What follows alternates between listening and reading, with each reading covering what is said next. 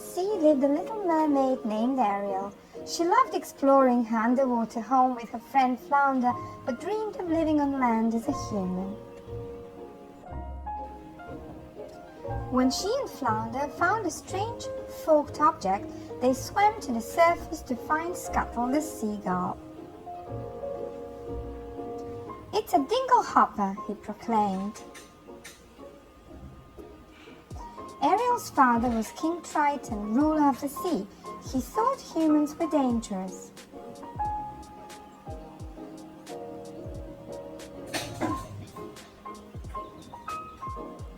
When he learned that Ariel had been to the surface, he forbade her to ever go again.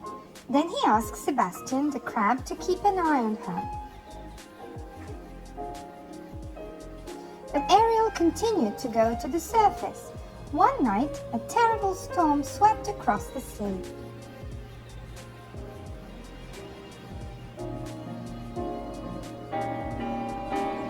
Ariel and Flounder watched as a prince fell off a huge ship. "I must save him," she cried. Ariel pulled Prince Eric to shore and sang to him. Then she swam away.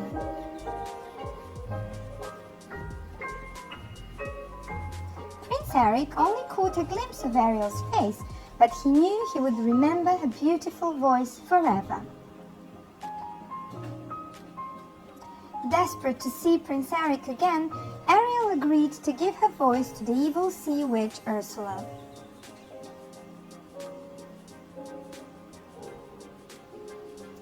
With bigger plans in mind, Ursula cast a spell.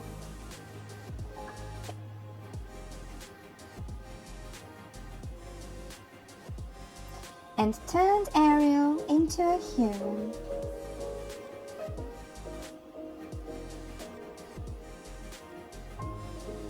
But if Prince Eric didn't kiss Ariel by sunset on the third day, she would become a mermaid again. Even worse, she would belong to the sea witch forever. Charmed by her silent beauty, Prince Eric showed Ariel his kingdom.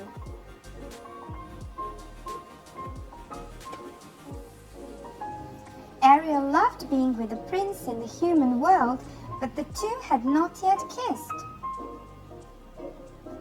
Worried that Prince Eric was falling in love with Ariel, Ursula transformed herself into the beautiful Vanessa.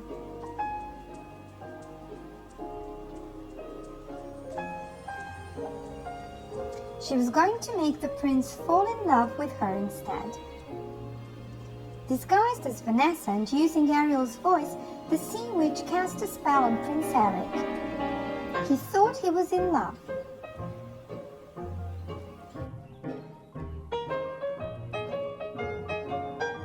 He was going to marry Vanessa. Ariel had lost her true love. Just before sunset on the third day, Scuttle discovered that Vanessa was Ursula in disguise. He hurried to warn Ariel. As Sebastian went to find King Triton, Ariel and Flounder raced to catch Prince Eric's ship.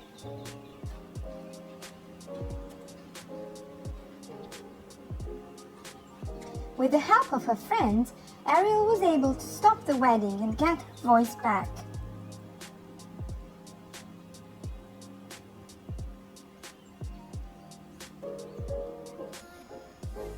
Released from Ursula's spell, Prince Eric realized that Ariel was the one he truly loved, but it was too late.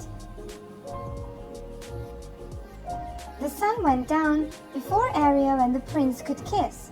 She was a mermaid once more, and she belonged to Ursula.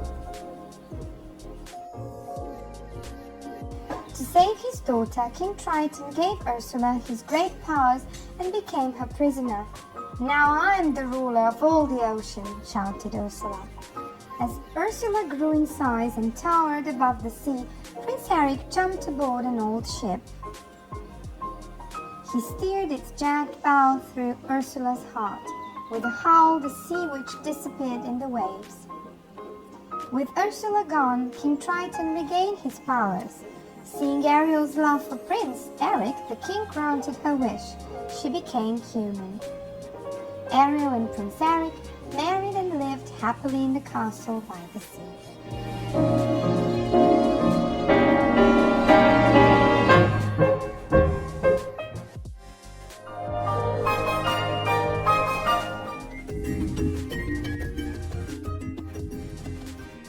The Little Mermaid, Ariel's Baby Beau, by Katherine Hopka, illustrated by the Disney storybook artists. Ariel's new life on land was always full of surprises. One day, Eric told her he had something to show her, and he led her out to the stable. "Surprise!" he exclaimed. Standing there was a cute little foal with long legs, big eyes, and the sweetest expression. Ariel gasped. "It's a baby horse!" she cried. "Oh, he's adorable!" "He's all yours," Eric said with a smile. "His name is Beau." Ariel loved Beau right away. He loved her too. She put a fancy halter on him so she could lead him around everywhere. She groomed him with his own jeweled brushes until his coat gleamed. She braided his short, soft mane. "Doesn't he look beautiful?" Ariel asked Eric as Beau posed proudly. "He certainly does," Eric agreed. Ariel's friend Scuttle the seagull was watching too. "Fantabulicious," he declared. Ariel played with her new little friend all day long. When night came, she couldn't bear to leave Beau alone in that big, cold stall. "Maybe you'd better come inside for the night," she told him. "Just this once." Grimsby and the other servants were quite surprised when Ariel led Beau into the castle. "Oh dear," Grimsby said. "A horse in the house?" "It's just for tonight," Ariel said with a smile. "Don't worry, he won't be any trouble at all." She made Beau his own cozy bed near the fireplace. Soon he was all tucked in. "Good night, little Beau." Ariel gave him a kiss on the nose. "Sleep tight." The next morning dawned and led Beau into the dining hall. "This is no weather for baby horses," she told Eric. "I think Beau had better stay inside and have breakfast with us." Soon the cook had set another place for the hungry foal. Ariel, Beau, Eric, and Eric's dog, Max, all enjoyed their meals while the rain pounded against the windows. When breakfast was over, it was still raining, so Ariel took Beau to play in the throne room. They both had lots of fun romping around together, and Beau was perfectly well behaved. After all, he didn't mean to break that vase, or leave hoofprints all over the newly washed floor, or eat the houseplants. As the next few months passed, Ariel and Beau were hardly ever apart. Beau slept in the castle, ate in the dining room, and went everywhere with Ariel. Soon, all of the townspeople were used to seeing them together. Ariel loved having Beau around. Not only was he cute, he was clever too. She taught him to sit on his own special cushion in the throne room. And before long, he could do more tricks than Max. No matter what he was doing, Beau would always come running when Ariel called him. "You'd better be careful, Ariel," her friend Sebastian the crab warned one day. "Before long, that horse won't even know he's a horse anymore." Ariel laughed. "Don't be silly," she told Sebastian. "Besides, Beau's not a horse yet. He's just a baby." He was still young, but he was growing fast. It wasn't long before he started to have some trouble following Ariel around wherever she went. Not long after that, the furniture started to collapse when Beau bumped into it. Ariel wasn't too worried. She was happy just to spend her days with her sweet Beau. The chef wasn't so pleased, though. He was running out of ideas for new recipes to serve the foal. "For this, I went to the school of cooking," he grumbled. as he served Bo yet another gourmet meal made out of grass, apples, and carrots. One day, the entire castle was busy getting ready for a special occasion. The king and queen of a nearby kingdom were coming for a royal visit. Ariel and Eric wanted everything to be perfect. At first, the visit was perfect. The king and queen were very nice when Ariel and Eric showed them around the palace. "What a lovely castle," the queen said. "Such wonderful views." "Oh yes," the king added, "and it's so peaceful and pleasant, isn't it, dear?" "Very peaceful," the queen agreed. But the castle didn't stay peaceful for long. Suddenly, Bo burst in and galloped through the throne room, almost knocking over the guests. "Oh dear!" Ariel cried in alarm. "Bo, no!" She could tell that Bo didn't mean any harm, but all at once, Ariel realized what it must look like to the guests. How many castles allowed a horse to play in their throne room? Bo was nearly grown up now. He was too big to stay inside. "I'm so sorry, Your Majesties," Ariel told the visitors. "Bo doesn't know any better. This is all my fault." But the king and queen didn't seem very upset. "It's quite all right, my dear," the queen said. "No harm done." "Indeed," the king agreed. "We love horses. In fact, that reminds me, we brought you two a gift. Please come outside." Ariel and Eric exchanged a glance. A gift? What could it be? They followed the visitors out of the castle. As usual, Bo tagged along. "Surprise!" the queen exclaimed. "We hope you like her." Ariel gasped. Standing in the courtyard was the prettiest little filly she'd ever seen. Bo pranced forward to say hello. He and the filly made friends right away. "She's beautiful," Eric said to the visitors. "Thank you. Ariel and I are honored by your generous gift." Ariel smiled as she watched her horse get to know his new friend. "Yes, thank you very much. She's just perfect." Soon, the two young horses were happily grazing together in the pasture. And that night, instead of coming into the palace, Bo decided to stay outside. "See?" Ariel told Eric with a smile. "I knew my Bo would realize he was a horse sooner or later." Sure enough, from that moment on, Bo almost always acted like a horse. Living in the castle with Ariel had been nice for a while, but he quickly learned that living the way other horses did was fun too, especially when he got big enough to take Ariel for rides. Ariel liked things better this way as well. Bo had made a good house pet, but he made an absolutely wonderful horse.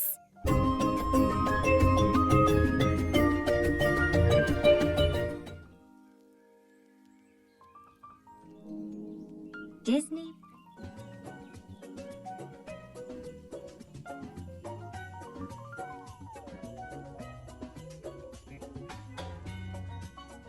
Ariel and Prince Eric were taking a stroll.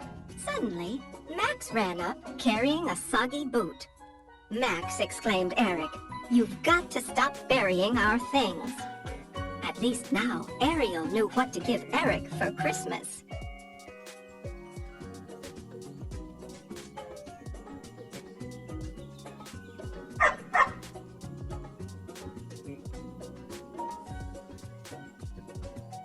Back at the castle, Ariel noticed Grimsby, Eric's advisor, fiddling with his broken watch. She also listened carefully when the housekeeper, Carlotta, admired the red and gold ornaments on the tree. Now she had gift ideas for them, too.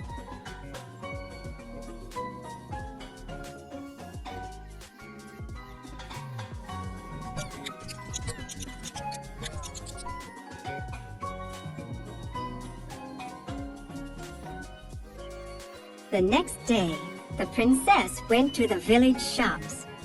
She bought new boots for Eric and a miniature ship inside a bottle. She found a watch for Grimsby and a red and gold necklace for Carlotta. For Max, she chose the biggest bone in the butcher shop.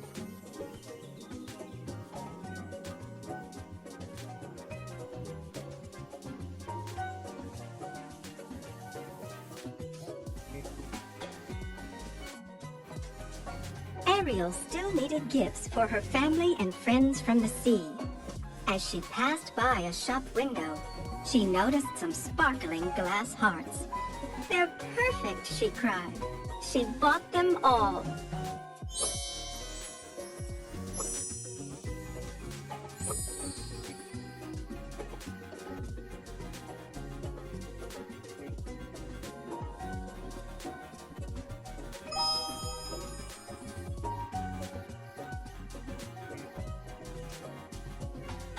Ariel went home and began to wrap the presents.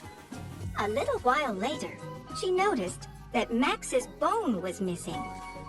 He was already nibbling on it. "Now no presents until Christmas," Ariel told him.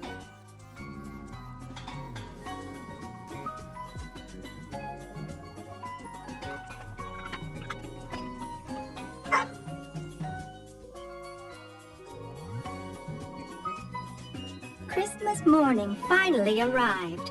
After enjoying a special holiday breakfast, it was time to open the gifts. "I'll be right back," said Ariel. She ran upstairs, but the presents she had bought were missing.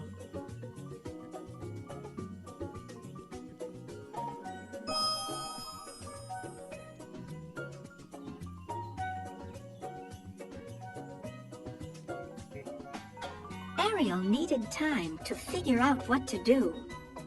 "Why don't we take a walk?" she suggested, hurrying everyone outside. Flounder, Sebastian, and Scuttle were waiting on the beach with a gift for her.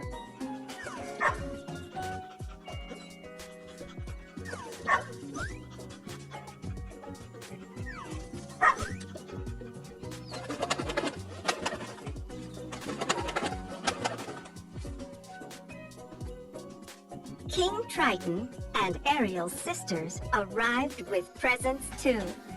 Then Max bounded over with one of Eric's new boots. It was full of sand. Ariel realized the dog had buried all of her gifts.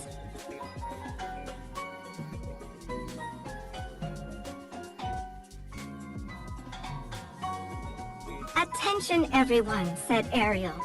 "We're going on a treasure hunt." Eric and the others started digging. One by one, Ariel's family and friends found the gifts she had so carefully chosen.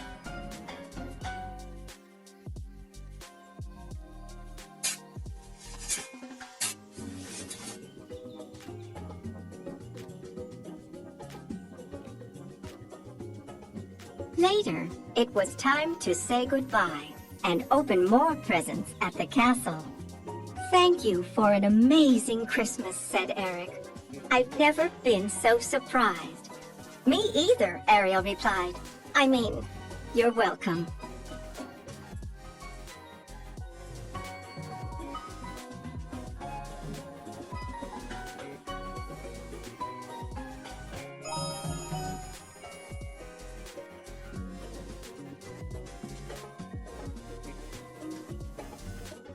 The Princess and the Frog, a magical holiday feast.